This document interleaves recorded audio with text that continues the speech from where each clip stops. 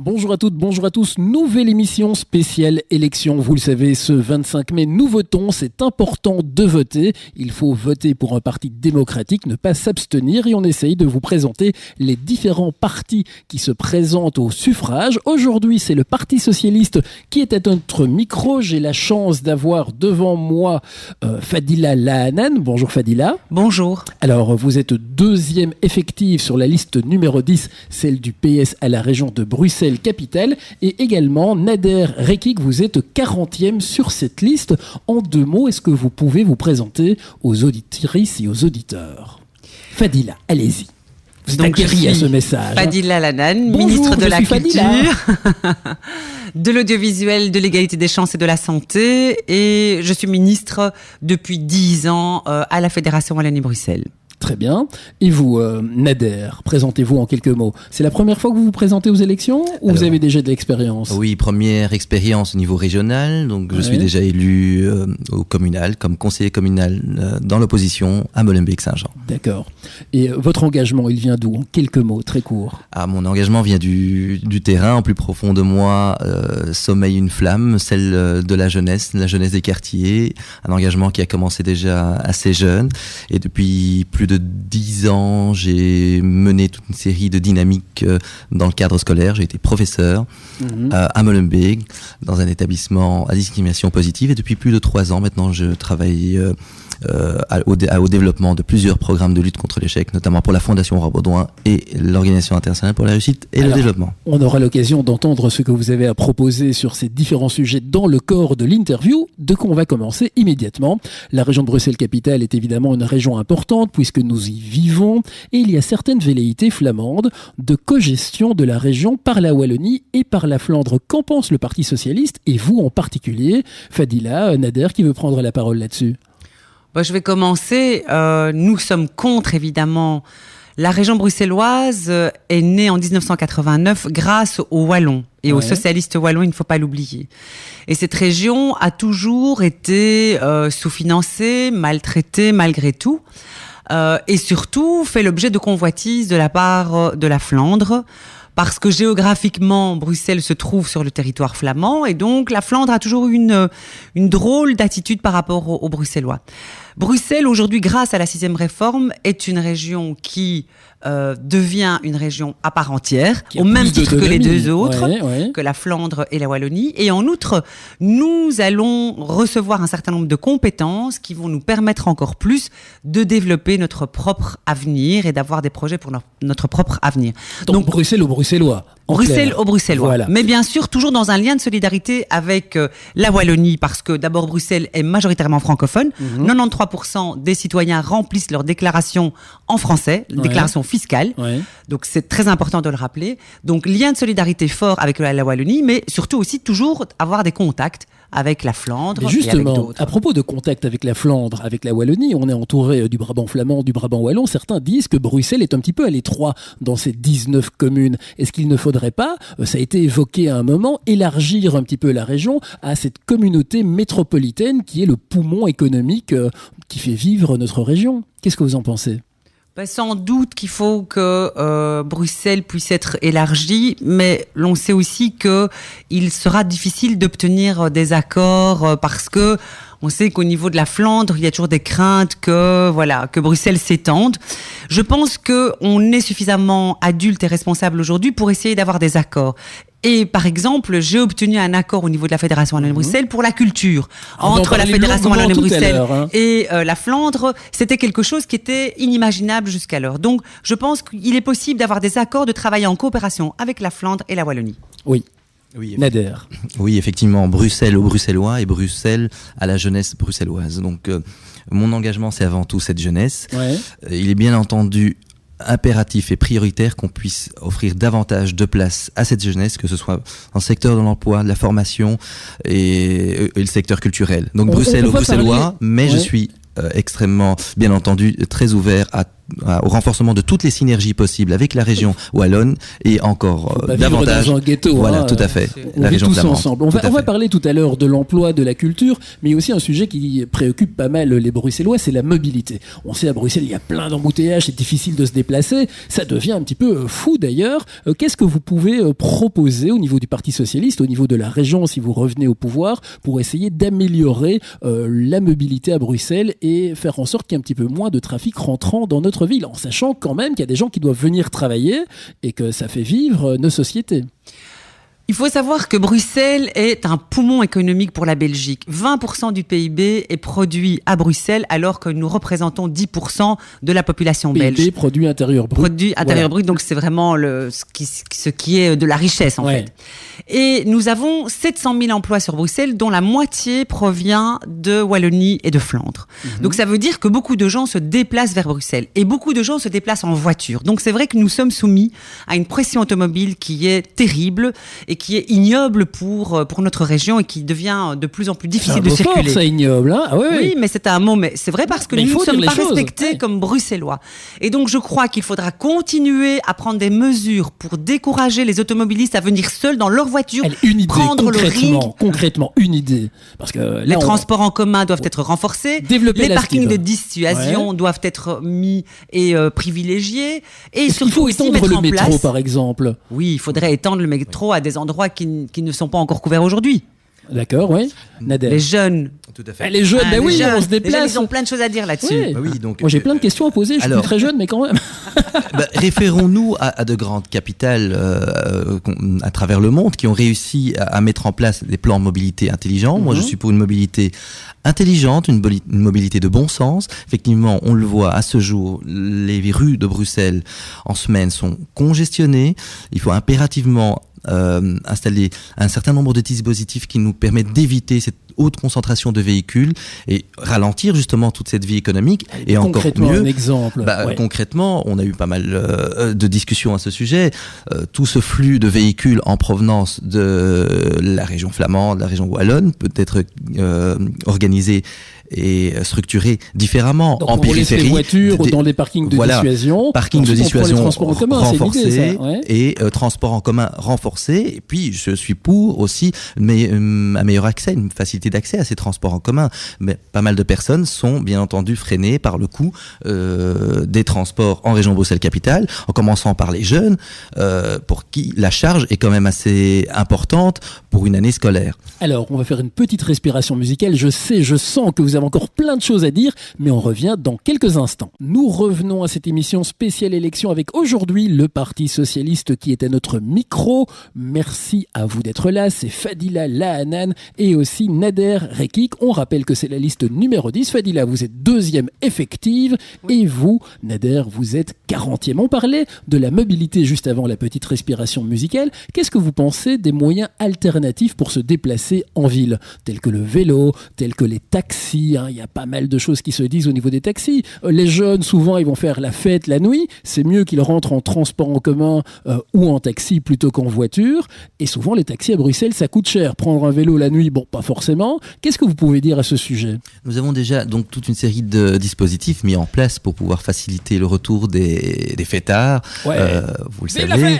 Maintenant, il reste on peut encore renforcer toute une dynamique de circulation au profit des jeunes, au profit des moins jeunes, en renforçant justement les plans vélo, en renforçant les services de navettes nocturnes. Donc clairement, les transports en commun la nuit, c'est ça? Bien entendu. Et le système collecto des taxis, il faut le maintenir? Il fonctionne, il faut le maintenir. En ce qui me concerne, moi je suis favorable aux ensembles de l'équipe ici aussi.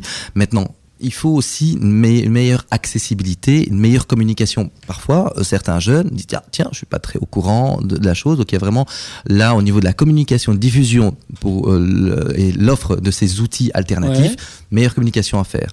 Tout à l'heure, nous parlions d'une meilleure mobilité à Bruxelles. N'oublions pas que nous avons un canal qui traverse Bruxelles du nord au sud, donc zone Charleroi, des navettes fluviales nous permettraient donc justement en journée Donc c'est une proposition, mais en journée, toutes les personnes qui viennent pour travailler au cœur de Bruxelles, qui arrivent de la périphérie, peuvent tout simplement, via des parkings de dissuasion, s'arrêter là et emprunter ces navettes fluviales qui nous ramènent au cœur de Bruxelles. Alors ça, c'est une idée que je n'ai encore jamais entendue. Oui. Mais c'est bien d'arriver avec de nouvelles choses. Nous, on adore le port de Bruxelles et on a vraiment une administration qui est extraordinaire à ce niveau-là.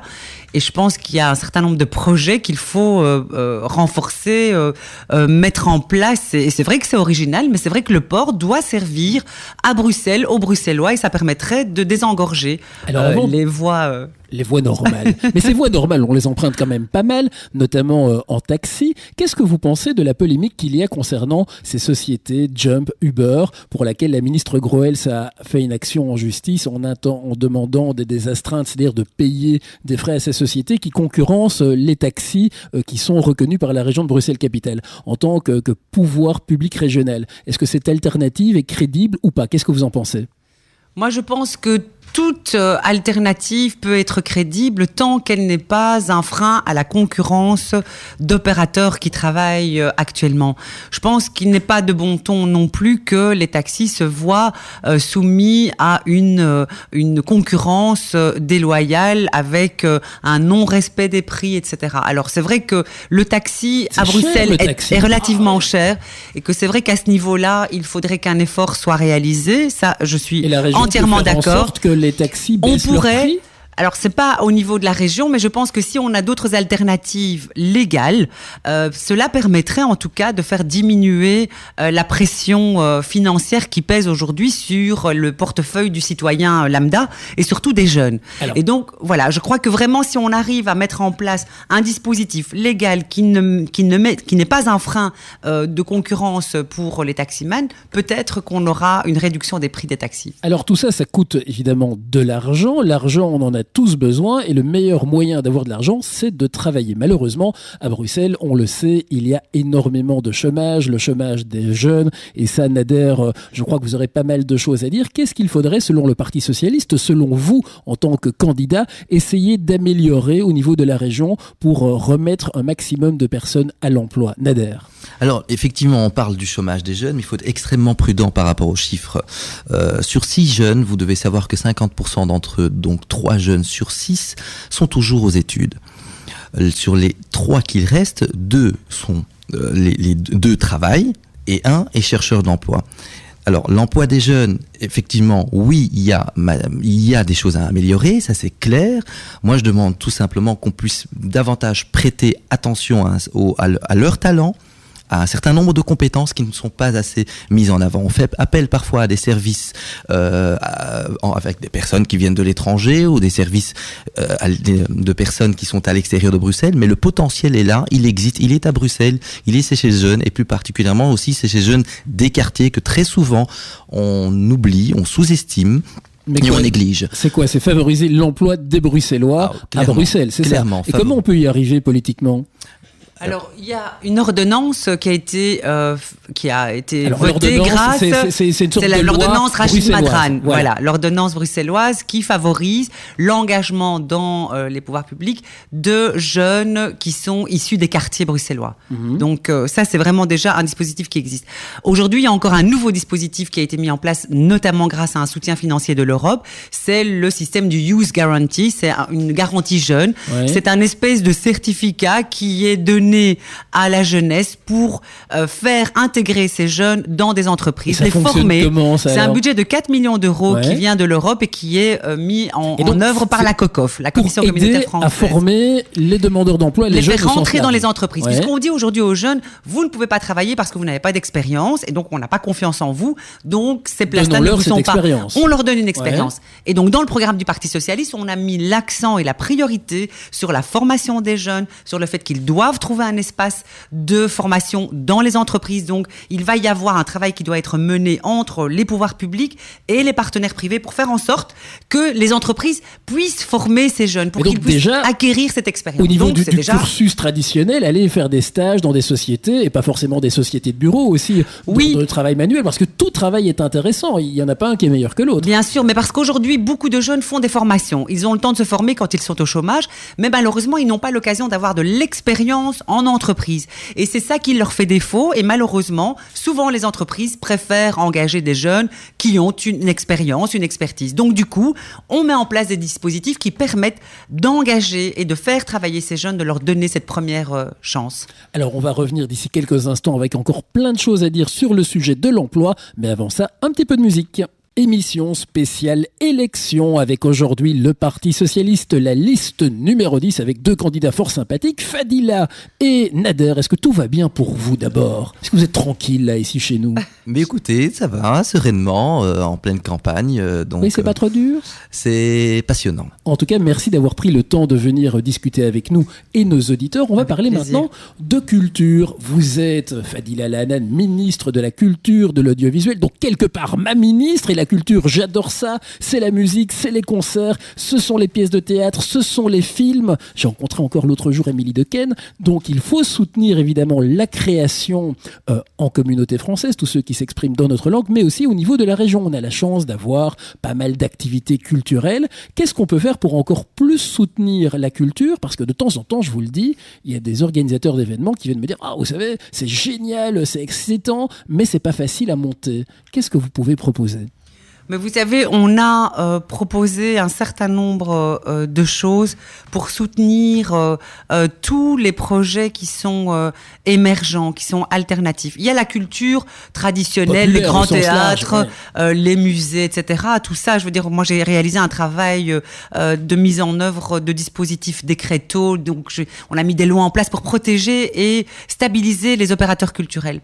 Mais je pense en tant que bruxelloise qu'il y a une émergence, et je suis sûre que Nader aura envie de réagir aussi là-dessus, une émergence, une dynamique, une créativité de ces jeunes qui sont là, qui sont la diversité, parce que Bruxelles, c'est une région cosmopolite. Ouais. On parle toutes les langues du monde. C'est Babel ici. C'est Babel, et c'est ça qui est fantastique. Et il y a cette énergie, et il faut franchement la reconnaître. Et aujourd'hui, il y a, malheureusement, parce qu'on est dans une situation d'économie, on n'a pas eu le temps de reconnaître un certain nombre de secteurs, comme les cafés-théâtres, par exemple, ou tous les milieux où se passent les stand-up. Et je pense que Nader a envie de réagir parce qu'il connaît bien aussi ce milieu de Vous faites du stand-up peut-être ? Absolument. Ah non, absolument pas. Absolument pas. Mais je soutiens effectivement un certain nombre d'acteurs phares du stand-up et de l'humour, et même beaucoup plus largement de toute une série d'artistes qui sont dans la création.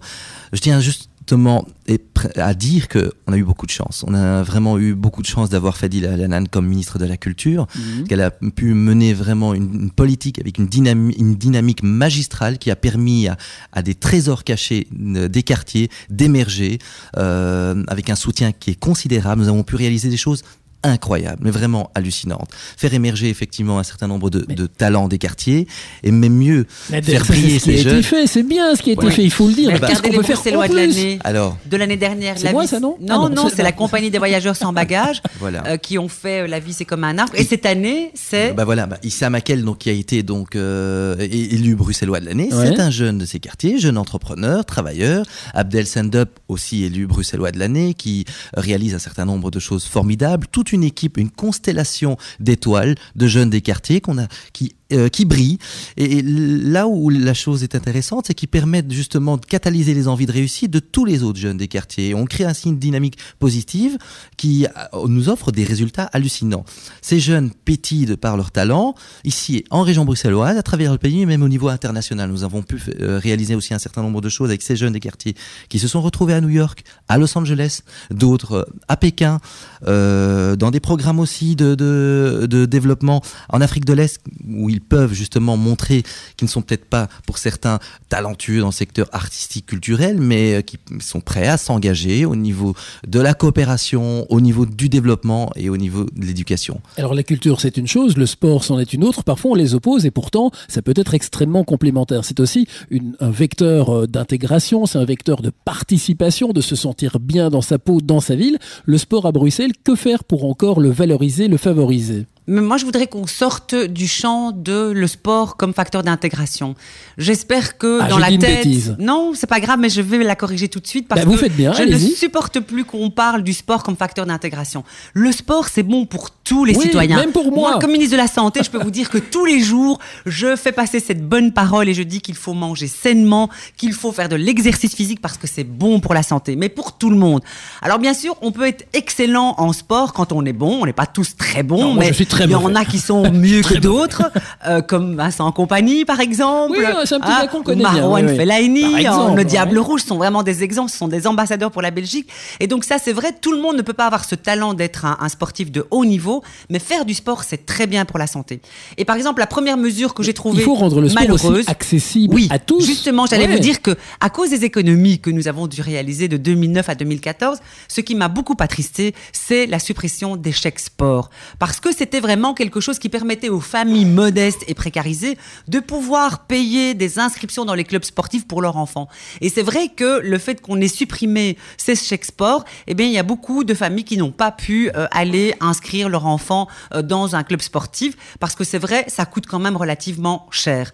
Mais donc, j'espère que pour le prochain gouvernement, qu'on rétablira la règle du chèque sport qui aide les familles défavorisées aux modestes pour faire en sorte que tous les enfants de Bruxelles et de Wallonie fassent du sport parce que c'est très bon pour la santé et ça permet d'ailleurs de réduire les frais pour la sécurité sociale parce que quand on est dans une bonne santé, on coûte moins cher à la société, ce qui est quand même mieux. Alors, il faut aussi pouvoir s'exprimer et les mots pour le dire, c'est bien et des radios telles que la nôtre permettent de s'exprimer auprès de tout un chacun. Vous êtes encore ministre jusqu'aux élections. Alors, Madame la ministre, bonjour, bonsoir, mes respects.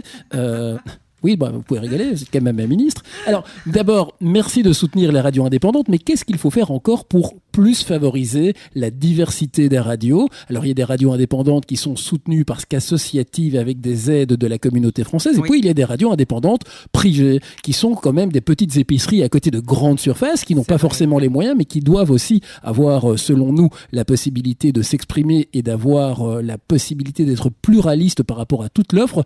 Qu'est-ce que vous pensez par rapport à ça pour encore aider et valoriser les radios indépendantes par rapport aux gros réseaux? Alors, vous avez bien rappelé qu'il y a deux types de radios, les radios de type associative et les radios privées ou indépendantes qui sont de différents formats. De grosses radios, les réseaux, et des petites radios indépendantes, mais qui ont quelques recettes commerciales liées à la publicité.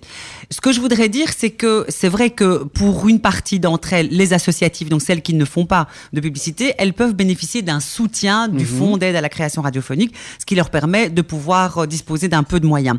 Pour les autres, une fois qu'elles sont dans des recettes commerciales et des recettes publicitaires, ce n'est pas prévu. Et c'est vrai que du coup, elles sont discriminées par rapport aux grosses structures qui, elles, bénéficient quand même de moyens importants. Toute la force de frappe de leur structure. Ce que je voudrais dire, c'est que pour encore diversifier le paysage, il faudra évidemment procéder à la mise en place du plan numérique de radio, donc faire cette transition numérique qui est fort attendue par les opérateurs. Donc la radio numérique terrestre, la radio numérique terrestre. Et il faut savoir que d'ailleurs, nous avons prévu dans le cadre du soutien apporté par les pouvoirs publics, et notamment dans le cadre du Fonds d'aide à la création radiophonique, que l'on puisse soutenir même les radios indépendantes de type commercial, même les petites, pour pouvoir faire cette mutation. Et qu'il y aura sans doute des moyens qui devront servir pour faire entrer ces radios dans le nouveau dispositif, puisque à un moment donné, il n'y aura plus de radio FM, ce seront les radios numériques dans quelques années. Mais et il faut préparer cela. On sera toujours là. En tout cas, merci d'être venu. Je sais que votre temps est compté et vous êtes pressé, vous allez devoir partir, vous avez un emploi du temps très chargé. Mais avant qu'on ne se dise au revoir, je vous laisse le mot de la fin en quelques secondes, ce que vous avez envie d'exprimer. Carte blanche, 30 secondes. Le mot de la fin, je demande une mobilisation générale de l'ensemble de la jeunesse des quartiers bruxellois, de toutes les personnes qui aspirent à une région bruxelloise qui pétille, une région bruxelloise où les talents sont à l'honneur, où le travail est à l'honneur et où la solidarité est à l'honneur. Et c'est ce que le Parti socialiste propose, c'est une dynamique dans la solidarité et dans l'unité pour un Bruxelles qui pétille. Alors, merci à vous deux. Je suis sûr qu'il y aura encore plein de choses à dire. Si les auditeurs veulent plus de renseignements, un site internet peut-être sur lequel se renseigner. Oui, moi il suffit d'aller sur Google, on tape Fadila Lanan et on arrive sur mon Non, on site. va pas vous taper, on va tapoter doucettement Il y a avec nos petits doigts sur Facebook, le clavier. je suis très accessible et j'ai aussi un numéro de téléphone de campagne, tout est accessible sur mon site internet. Merci Nader. Et Nader, Merci. c'est la même chose. Nader Ekik a aussi un Voilà, site. www.naderekik.be et Voilà. rendez-vous sur Facebook. Voilà, Voilà, merci à merci. vous deux, bonne continuation et Merci. bonne campagne. Et votez utile, votez pour le parti de votre choix, mais votez, ne vous abstenez pas.